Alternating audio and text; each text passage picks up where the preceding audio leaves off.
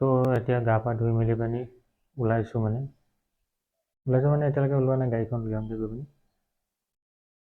কিন্তু সেই আমগুৰিলৈ নাযাওঁ এতিয়া, মানে যাম গৈ ভাগৰলৈকে, ওচৰতে যাম আৰু মানে কেলৈ আমগুৰি বহুত দূৰ হৈ যাব।